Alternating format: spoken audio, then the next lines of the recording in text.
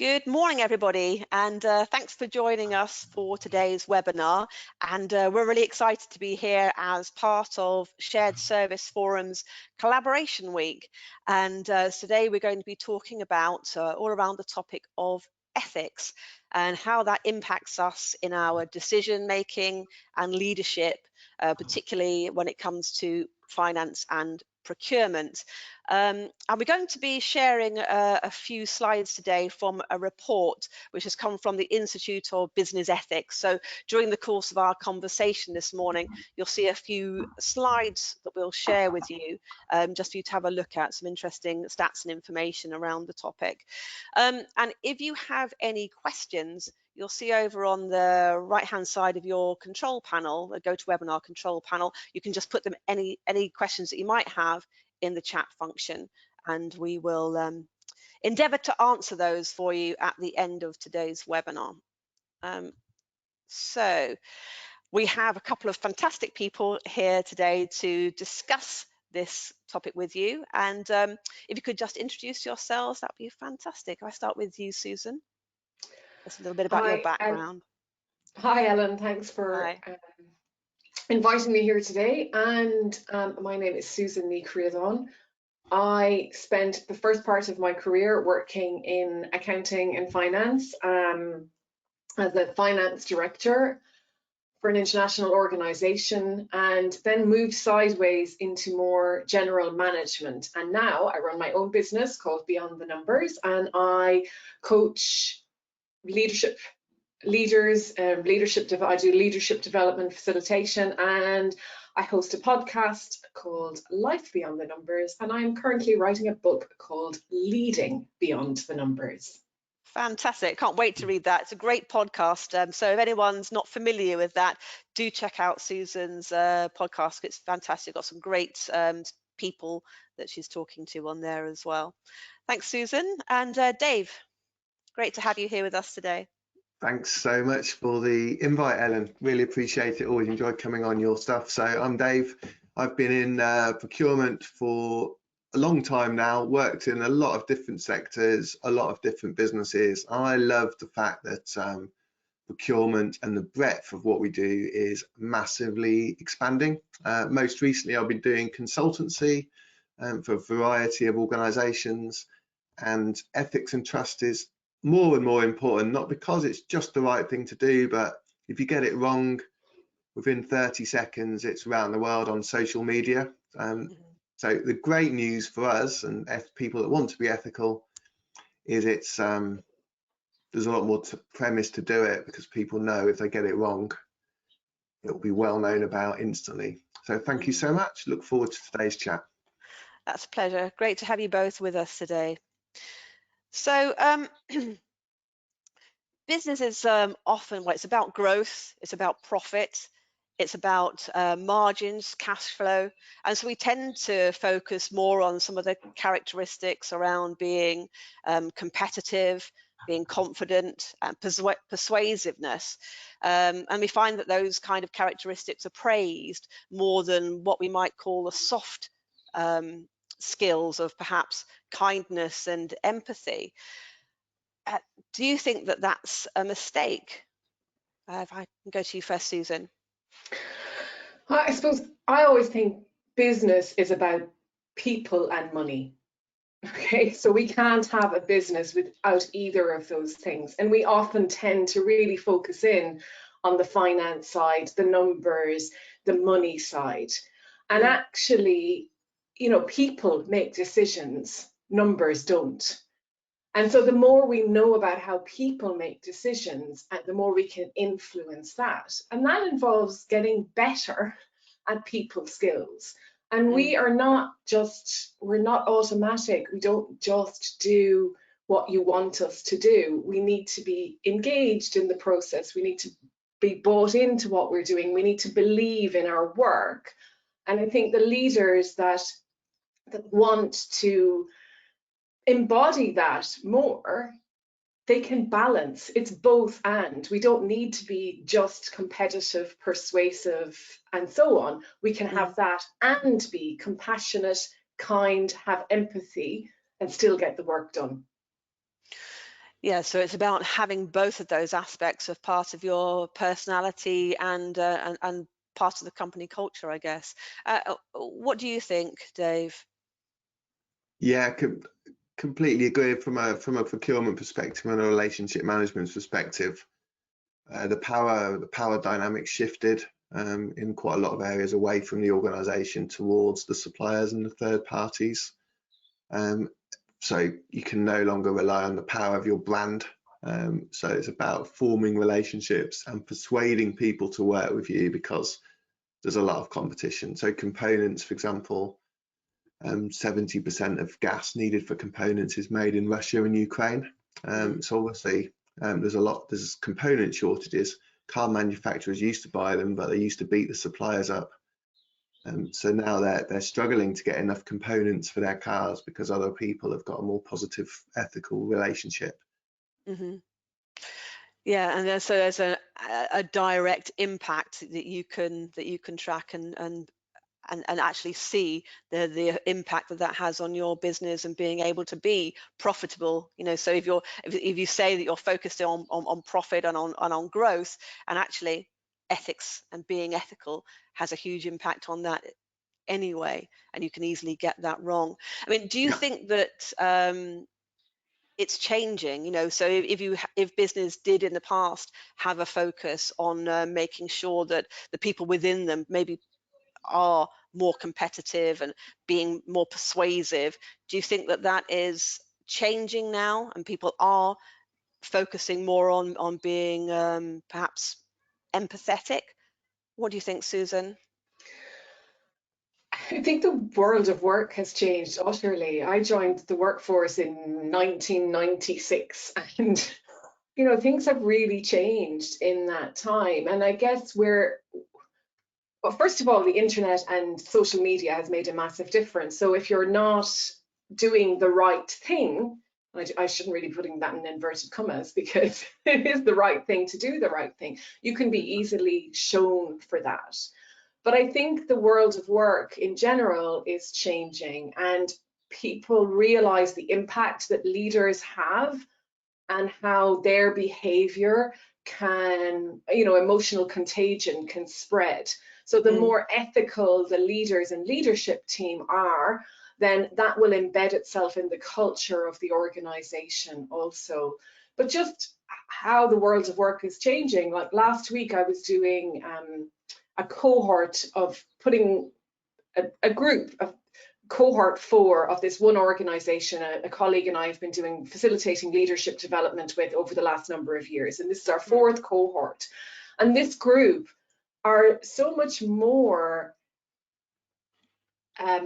what's literate when it comes to the language like empathy and compassion and embedding that in the day-to-day work. And they're a commercial business mm, in the sales field, and they need to have that persuasiveness and competitive edge as well, but they're very aware that actually speaking with people, doing the right thing, not trying to sell unnecessarily and so on, the importance of that. And I would say the earlier groups, the earlier cohorts also knew that, but this mm. cohort have the language already. So there's a shift in the last few years, and we've been going to them since 2021. Yes. So, I mean, so in your experience, you think that things are moving forward, or maybe they feel more able to talk about it or be more open about it. Because if you say that in previous cohorts it was there, but it's just something that they now have or expect to have within their working lives. So, Dave, what do you think? I mean, is it? Do you think that's something which we're just able to be more open about now? And perhaps if you talk about new recruits into a business, they just expect it to be ethically led. And it's interesting, Susan, you're talking about contagion. I think that's right. Contagion can happen for good or for bad, can't it? What would you say, Dave? Yeah, I think it's culturally less and less acceptable to be unethical. So I know some people have always been ethical, Mm, but now what is changing is that the people that might be unethical in their personalities know that they can't get away with it because of Indeed, Glassdoor, Twitter, you name it. You might have someone taking shortcuts before and getting clothes made in Leicester and not bothering to check whether the factory was employing kids. With social media, we've seen recently that happened. So the shortcuts, even unethical people are having to be ethical because they know they won't get away with it and it will damage their business. Yeah, so it's So, about, perhaps it's about having some of those controls in place to enable that yeah. to happen as well. But I think it's interesting when you talk about people coming into business, and I'd be interested to hear a bit more about the cohorts that you were mentioning there, Susan, because I think that people quite often compartmentalize their lives, don't they? There's the me that I am at home, there's the me that I am at work, and I think it's not always the way that things should be. So why do you think that it is that you people compartmentalize their lives in that way? And do you think that you should be able to, or feel more able to, bring the real you into the workplace? What do you think, Dave?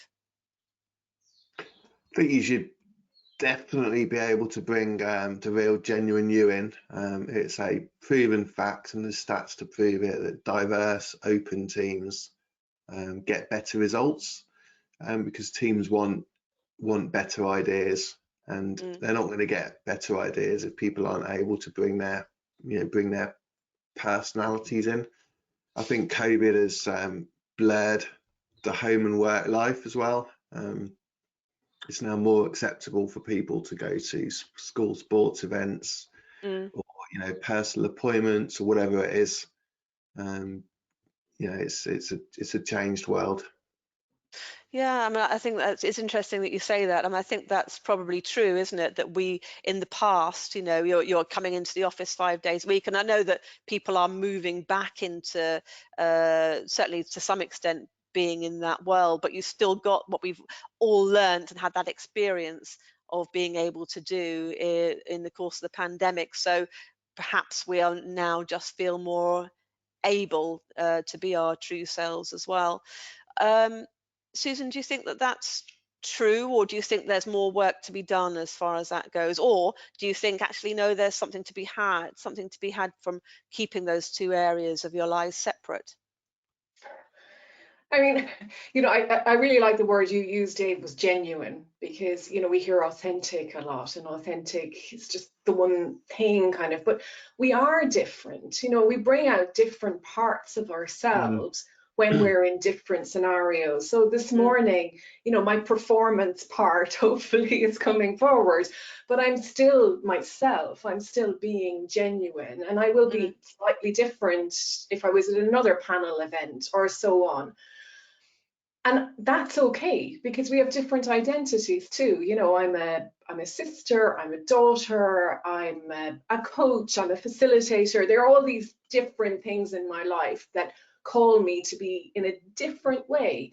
But I guess what you're referring to in a way, Ellen, is, I mean, definitely when I started work, you left your personal life at the door almost as you came in. And I think that wasn't anyone's fault necessarily. That was how we were conditioned. And what's really interesting, I think, is that up until the 80s, pretty much, psychiatrists and psychologists dismissed emotions as just noise, interference. And so we were told not to feel, just to leave everything at home. If you were seen crying, there was something wrong with you. You were too sensitive, you were too emotional, all of these things.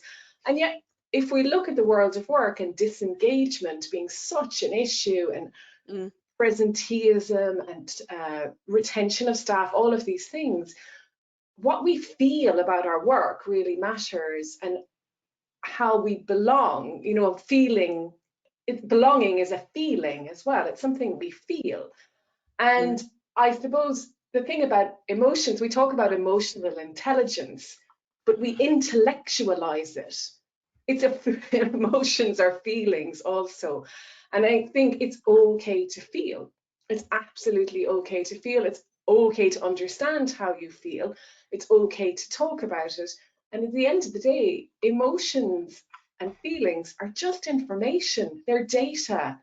Mm. You know, if you feel afraid in a situation at work, it isn't necessarily that your life is in danger and that's why you're afraid. And understanding and unraveling that enables you to face into situations that are tricky. And I think when we think about things like ethics Mm. in the workplace, if there is unethical behavior, you need to be brave to stand up and talk about that, or to uncover it, or to not buy into it. And all of that thing, all of being brave or having the courage means wrestling with feelings and emotions, because you will feel uncomfortable. Yes, that's right. I mean, I think to some extent, in the past, people were more likely to hide some of those emotions, and I think we all know that if you start hiding emotions, it comes out in other ways. And from a I think from a business perspective, that it can actually damage things like productivity, and actually feeling like you're able to successfully do the job that you're supposed to do. Because if you're hiding some of your true feelings, particularly if it's in reference to somebody else's behavior which is unethical, then I think you start to feel, some of that fear element that you're talking about there, Susan, coming into play as well.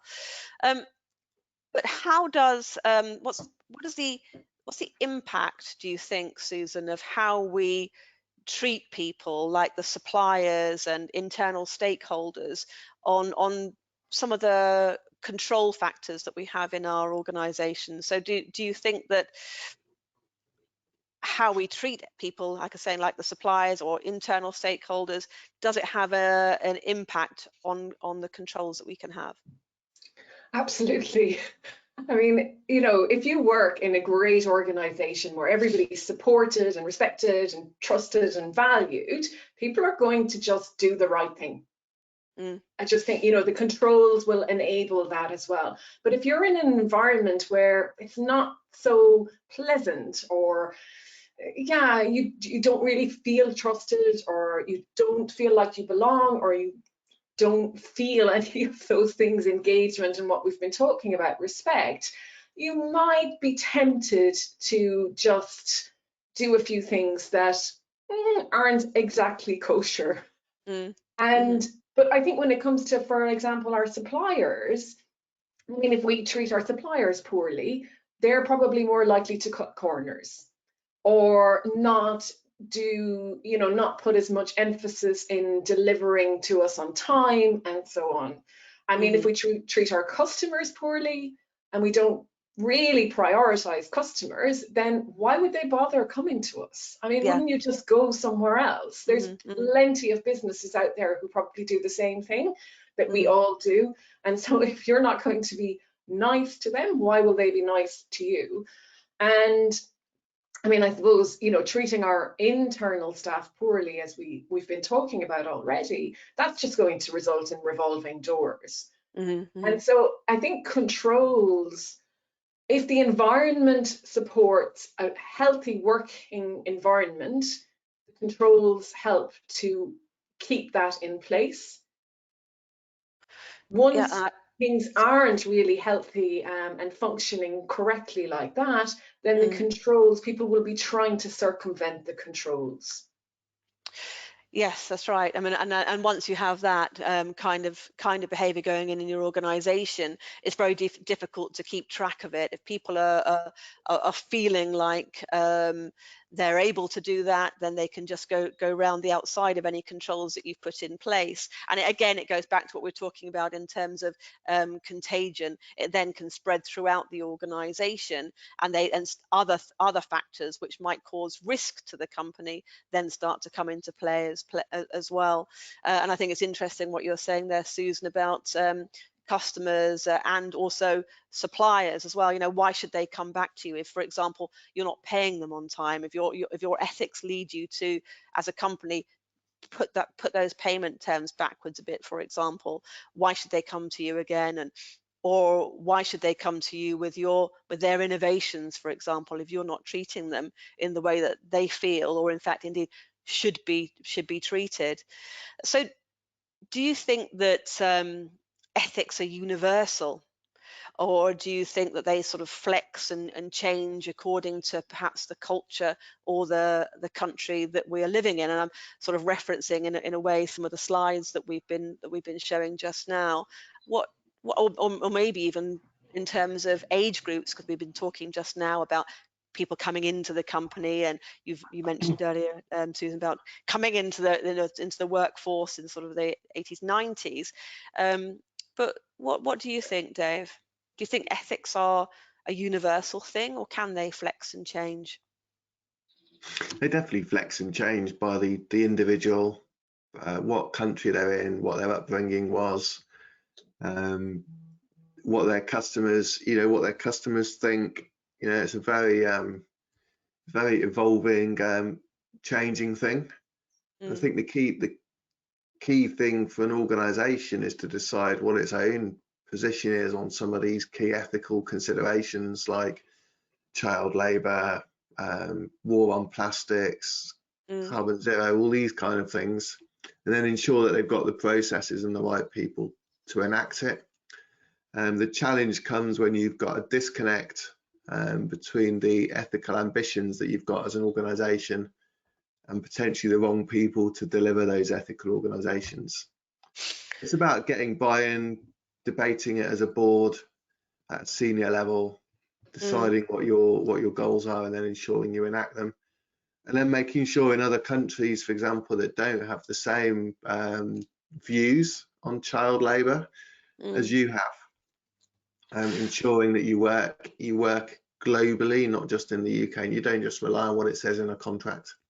Yeah, no, that's so important, isn't it? That it isn't just a tick box exercise. I think, therefore, I'm adhering to this because it says so in my company policy, but actually making sure that you look and make sure that within the deeper depths of your supply chain, that the other people and other countries and companies are doing the same as you are. What do you think, Susan? I mean, you've worked in lots of different countries and organisations.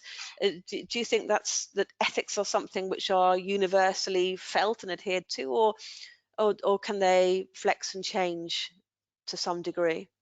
Well, I suppose, I mean, ethics are guidelines, aren't they, that we adopt based on probably the moral principles as well. And I might feel something is wrong, but ethically it might be actually okay too. So I think we can sometimes rub up against ethics based on our own beliefs of what are right and wrong, but the ethical guidelines will be, I mean, I do think they flex, and I've certainly seen in some countries where it's perfectly acceptable to give a gift to a governmental official to help get something done.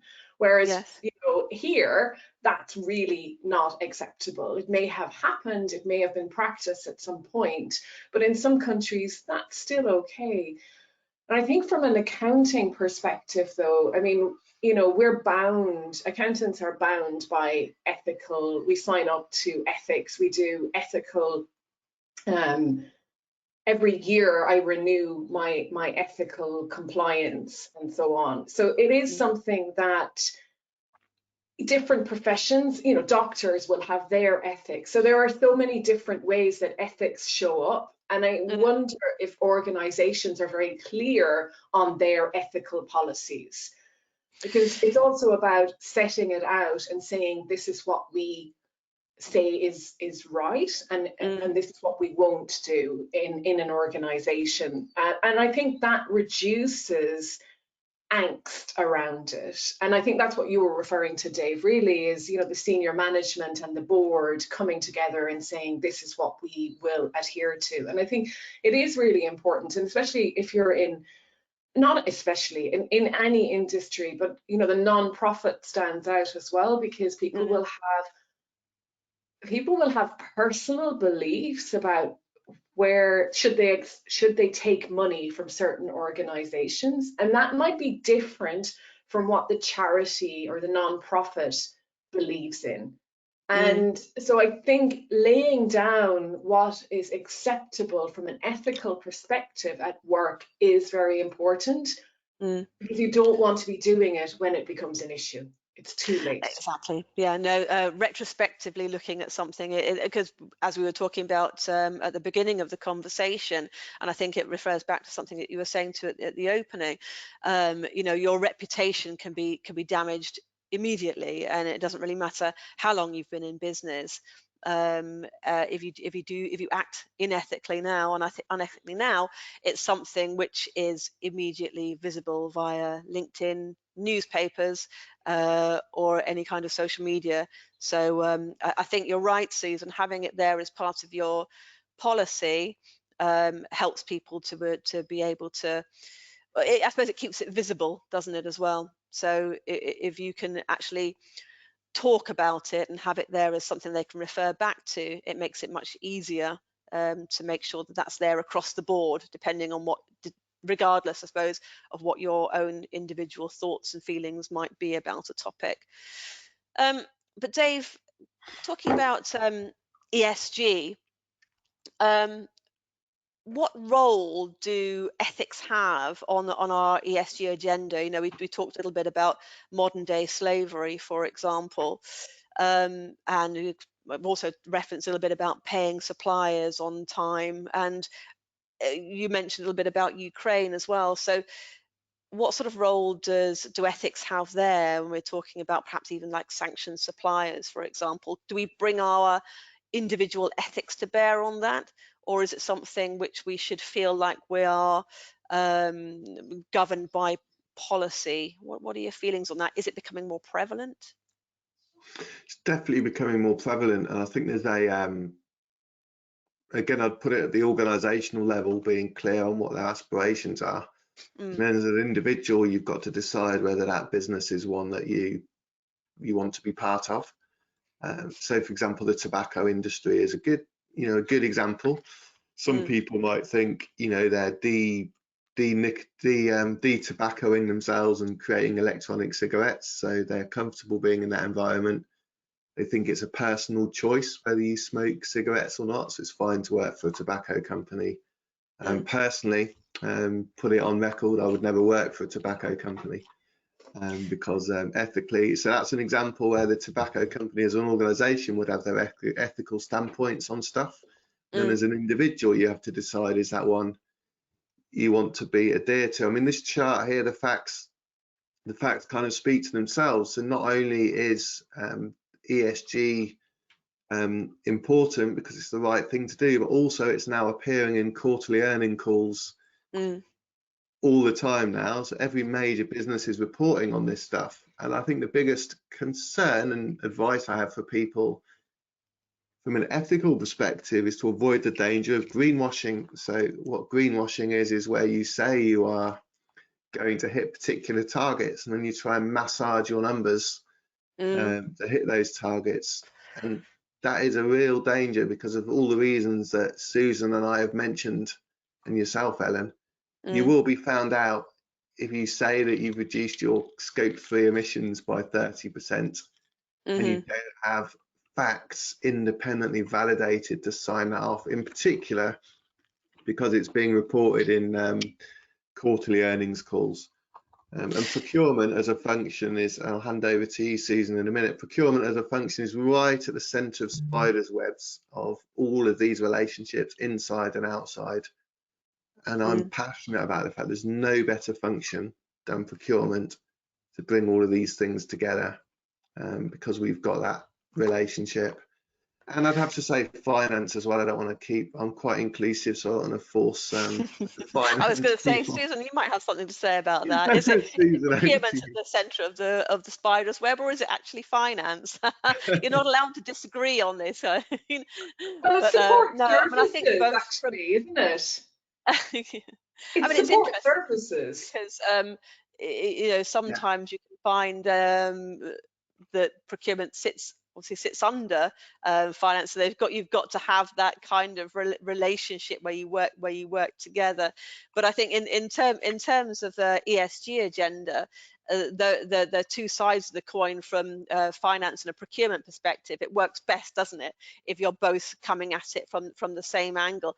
And I absolutely agree with you, Dave, in terms of the greenwashing.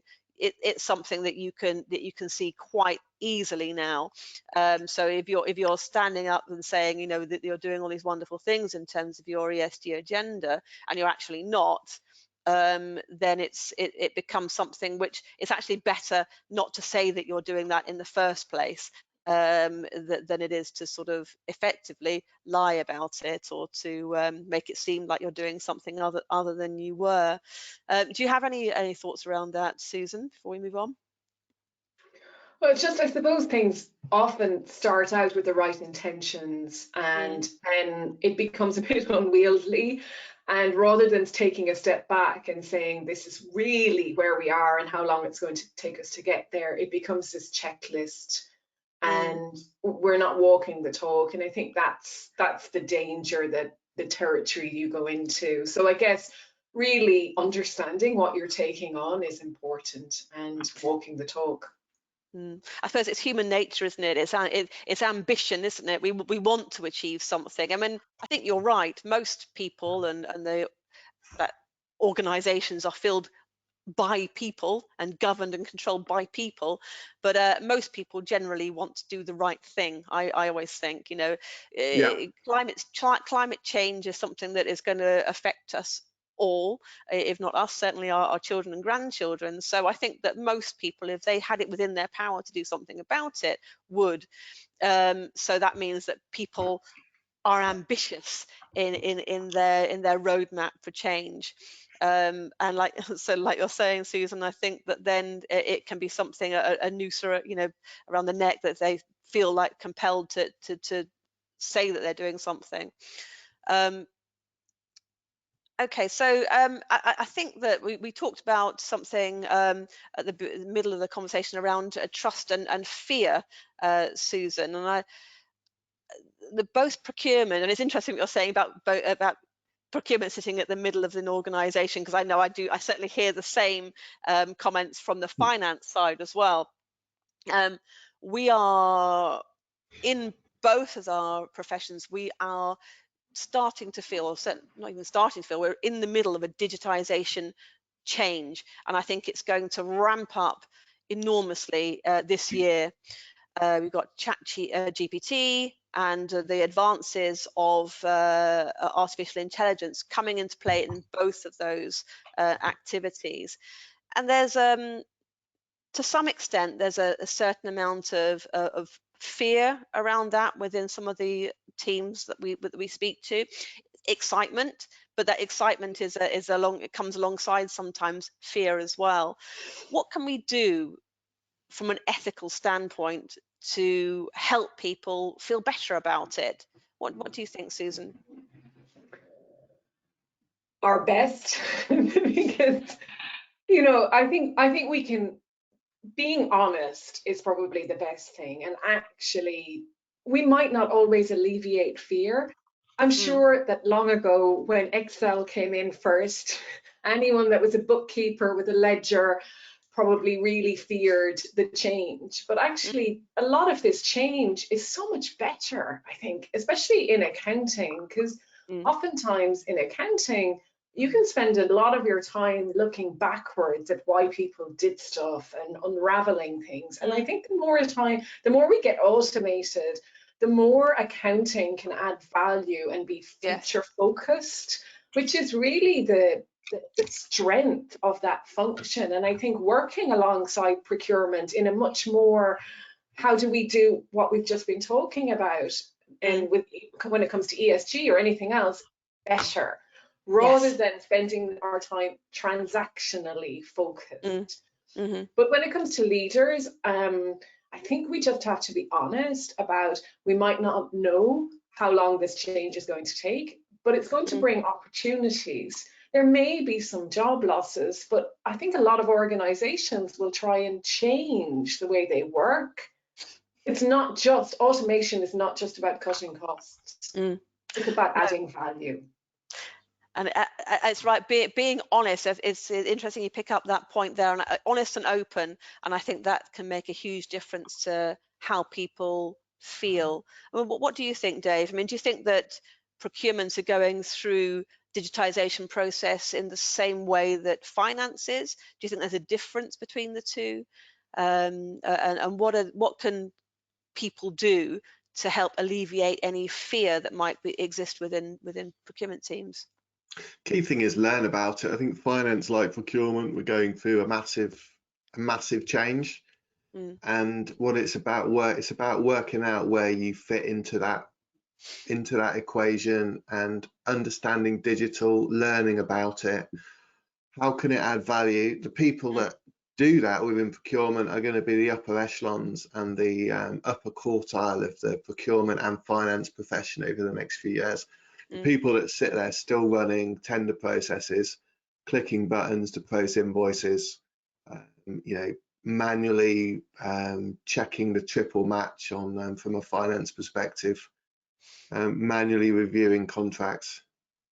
Their jobs are over, I'm sorry to say it. So they need to learn about where they fit in the new world, and then they'll be better than the average person, because the average person hasn't woken up yet. So get ahead of the curve, understand it, and you'll position yourself for a really great career. Yeah, because it's not going anywhere. I think that's the key thing to think about. You're not going to go backwards to a time when things are more and more manual. It's always going to be going forward into a digitized future. And I think the key thing there, you're right, Dave, is making sure that you keep up to date with it and Yes. upskill yourself. And the people that, and it's still the case that there is a skills gap.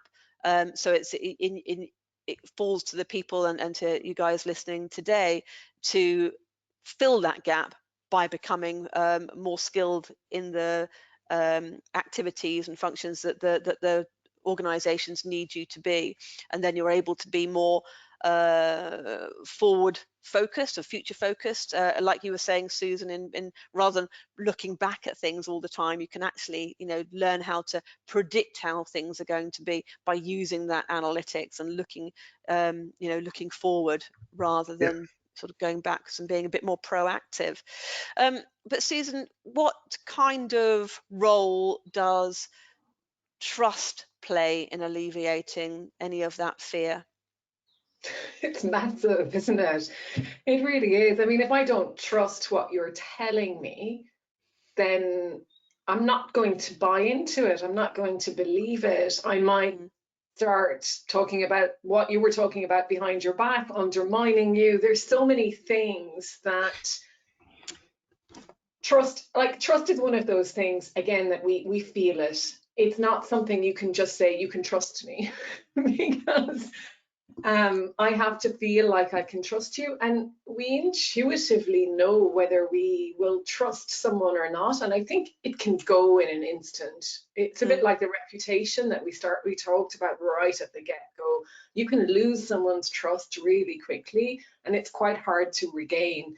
And I love this formula for trust that one of the podcast guests that I had on, Kirsty Ritchie, who is a former, well, she's a chartered accountant or an accountant, and she does mindfulness and leadership and stuff like that now. But she brought this onto one of the episodes, and I think, if you think about it, if you're credible, so if what you're saying is it's credible, it's reliable, and we're being intimate, we're actually taking time to talk to somebody, they're really important indicators of trust. But if I'm only doing it for my own self-preservation and it's self-orientated, then I'm going to divide the level of trust by that. So actually, I have to mean what I'm saying to you, and I can't just be fobbing you off. And if I really want to alleviate your fear, then I need to understand where your fear is coming from. And I think taking time to listen to people's fears and saying what we might be able to alleviate and what we might not, that's trust. And it's being open, it's being honest, it's keeping people up to date, and not, just like with the ESG that we talked about earlier, not just saying something and sticking to it, whether or not it's true. The listening part of it and really taking note, I think that's quite key, isn't it? I think we feel it when we're talking to people, whether they're really listening to us and taking into account what we're saying. So Dave, how do you think that a person or a company can actually become more trusted? How do they actually, how's that show itself, do you think?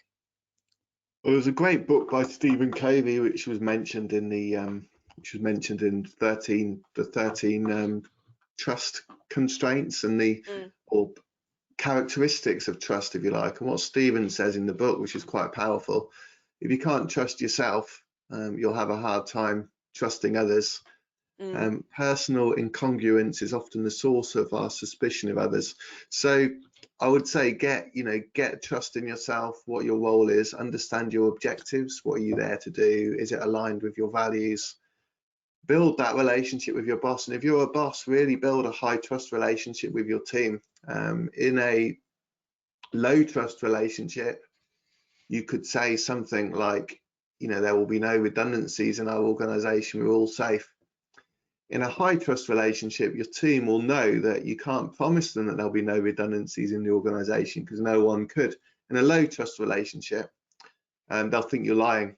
So they'll read the truth they'll read the meaning of what you're trying to say, even if you say it slightly wrongly. Whereas low trust, they'll be out, I don't want to say they'll be out to get you, but they'll be suspicious and worried and, not believe, a word you say.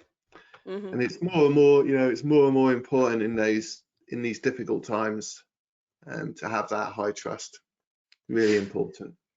Yeah, absolutely. And I think it goes back to some of the things that we were talking about earlier about being open as well, and being seen, and not only seen to do the right thing, but actually behaving in the way that you say that you're going to behave as well.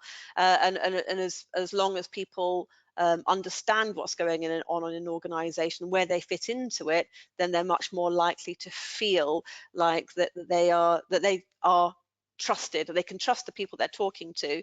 And then again, I think it goes back to productivity as well. If you're working in an environment where you feel trusted and secure in the fact that you believe that person, then you're probably going to do your job a lot better and be more happy in the process as well. I always think, I don't know what you think, Susan, but I always think that happiness is a good indicator as well and I think that probably goes to being in an ethical workplace as well. If you're working in an ethical environment, you're probably going to feel more happy, and that can be a really good indicator that all is going well. Yeah, and I Ellen, think, just apparently in a high trust environment, no one ever really talks about trust. But in a low trust environment, people are always talking about trust. And so that's a good indication of the type of environment you're in. Because if you have to talk about it, you don't have it. Yeah, absolutely. Well, um, I know both of you have obviously got a lot of background and history in working in the roles that you had. I wonder if you could just share a story with us in the interest of time. We've got about a minute left of our conversation this morning. Susan, do you have a story that you can tell us, or perhaps where you've been working, where ethics have come into play from a finance point of view, or maybe from your conversation with the podcasts? I have so many stories, but the one that, and I've worked in so many countries with so many things, and I often left an organization because there was a values clash, which was over ethics for me as well. But the one that pops to mind immediately, Ellen, is, and this has to do with a supplier actually, we needed to have an audit done. I was working in Manchester for an international organization. We needed to have an audit done in the Democratic Republic of the Congo, DRC. We went through a procurement process, hired the auditor, had the audit done. And when I got the report, I noticed some typos in some of the pages. So I went back and said, can you please fix this and resubmit it to me? And the auditor told me that they couldn't because they had run out of headed paper. It turned out that this auditor had actually been fired from their audit practice and had falsified everything, including the audit report, which was against everything, the finance profession would adhere to. And it just shows you that sometimes even when you do the checks, there's something else going on in the background. I mean, it meant that we had to, like, obviously get rid of that audit report and start all over again. But it's just something that, yeah, you never think is going to happen. That's the thing, I suppose, that sometimes things can come out of the blue, and I guess, I mean, what's the moral of the story, I guess, is to keep checking, and these things can come out of the blue, and you've got to keep looking out for them, or maybe being aware of them. I suppose policies to some extent will help that control, but it's great that you noticed that, isn't it, that was actually something that was flagged because it was a little bit unusual, and maybe it's just that's where the human element can come in as well, isn't it? You can notice these things as a human, and you've still got your input to play on that, making sure those checks and balances are in place.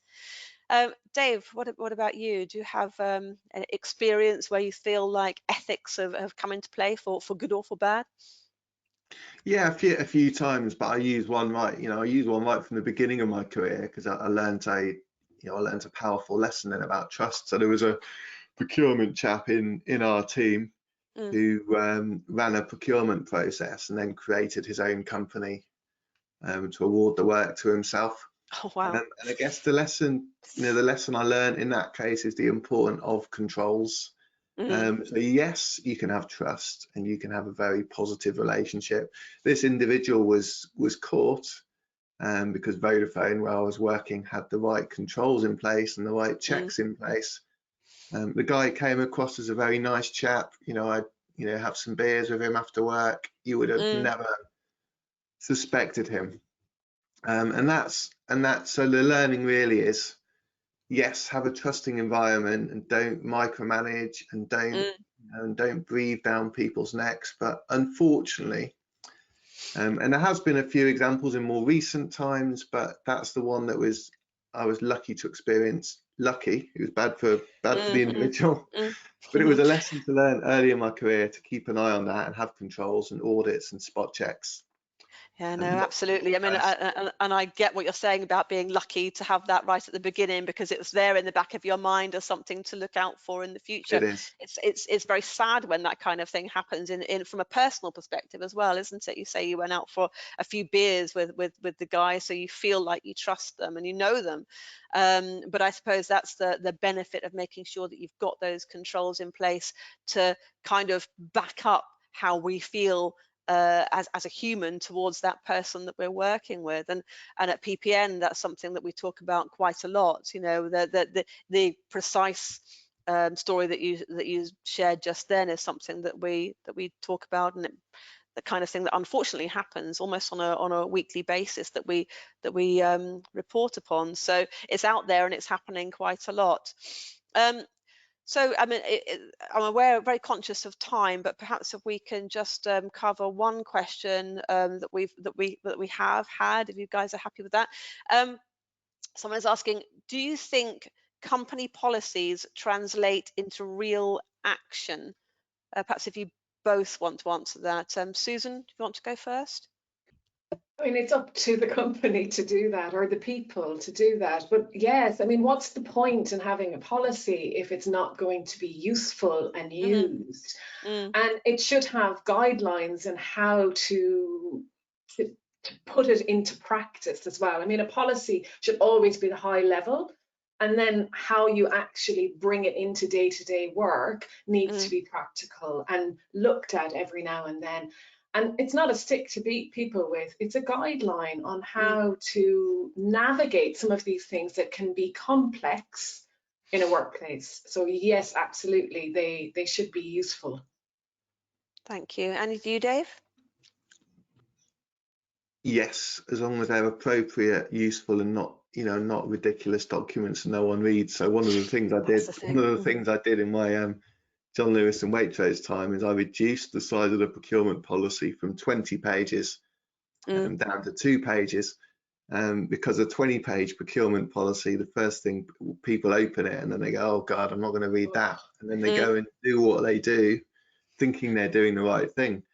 So it's getting the right length of policy is important, having some controls and reports in place, Communicating the policy is really key. We rolled out our policy to, in theory, 70,000 employees, but out of that, there was really 10,000 in head office that would be active users of procurement suppliers. We worked with the comms team to roll it out.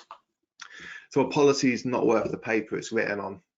Would be my view if it's a crap policy.